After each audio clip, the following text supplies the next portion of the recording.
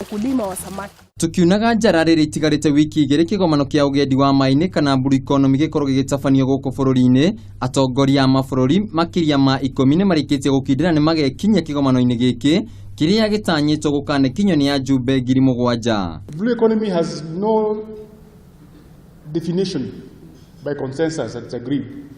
But to me, I think what describes the blue economy best is the AU's definition that talks about all economic activities that emanate or is associated with water resources, from rivers to lakes to seas to the oceans. Mwishoni mwa mwezi huu tutakuwa tunaandaa kongamano la kukata na shoka.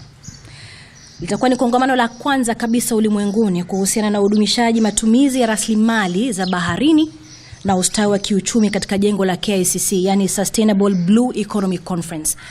Na kongamano hilo tunatarajia kwamba litakuwa na zaidi ya watu watakaohudhuria zaidi ya 700.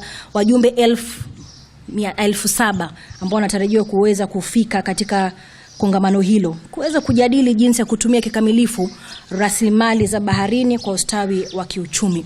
Kurigana na mutafariri munene wa kigomano giki guku bururi-ini Ben Ogutu, kigomano kiu kigayanitio gukorwo gikimurika maundu mana maria ni hamwe na ugacirithia wa thuguri ya mai-ini, maugi makonie science na uthuthuria, ihoto cia muingi hamwe na gukindira mithingi ya mwathanire mwega. There will also be exhibitions that will be taking place. One of them is on business and technology exhibition. It will have a 3-pronged approach. There will be the Kenya House that will be showcasing the potential there is in investment, matters tourism, and so forth. It will be called a Kenya House. All this will be taking place at the KICC at the Comesa ground. We'll also be having the local exhibition because we have local people and businesses, small enterprises that also want to show what they can do and look forward to partnership that they can get from those who are going to be attending.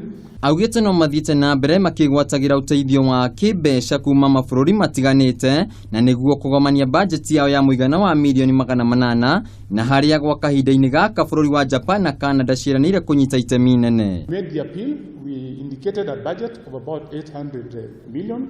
At that time we were very confined in what we wanted to do. But we got very much support from various sponsors and co-hosts. We put a threshold that anybody who would give us more than 2 billion USD would term that as a co-host. Any amount below that, in cash or in kind, would be termed as a co-sponsor. So to date, we have got 2 important co-hosts in the name of Canada and Japan. Ginyanagia na riu gwataniro ya urumwe wa mabũrũri ma Rũraya neo EU nirikitie kuruta uteithio wa muigana wa shilingi milioni 25 guku thirikari ya Canada ikiheana uteithio wa shilingi milioni 300 handu-ini ha Kameme TV metha-ini ya wonjoria njitagwo Wainaina wa Kiarie.